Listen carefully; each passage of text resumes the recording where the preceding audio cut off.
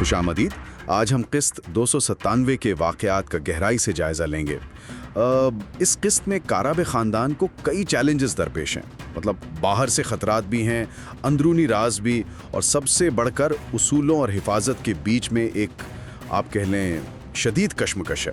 چلیں اس الجھی ہوئی صورتحال کو ذرا کھولتے ہیں. ٹھیک ہے.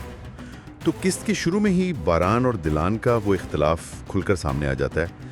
باران دلان کو بندوق دیتا ہے، کہتا ہے کہ بھی تمہیں اپنی حفاظت خود کرنی ہوگی. اور دلچسپ بات یہ ہے کہ یہ شیئرز وہ دلان کے لیے خرید رہا ہے. جی ہاں. اور اس نے سعادت کو رات کے کھانے پر گھر بلایا ہے کہ وہیں ڈیل فائنل ہو. یہ باران کے کردار کا ایک اور پہلو ہے.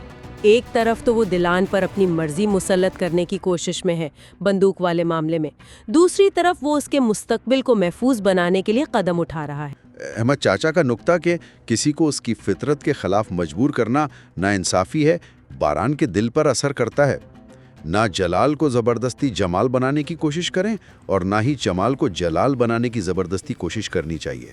یہ فلسفیانہ نقطہ ان کے تنازع کا حل فراہم کرتا ہے. کیا ہم واقعی اپنے قریبی رشتوں میں دوسرے شخص کی فطرت، اس کے جلال یا جمال کو پوری طرح قبول اور اس کا احترام کر سکتے ہیں، خاص طور پر جب وہ ہماری اپنی فطرت سے مختلف ہو؟ یہ بہت اہم سوالات ہیں.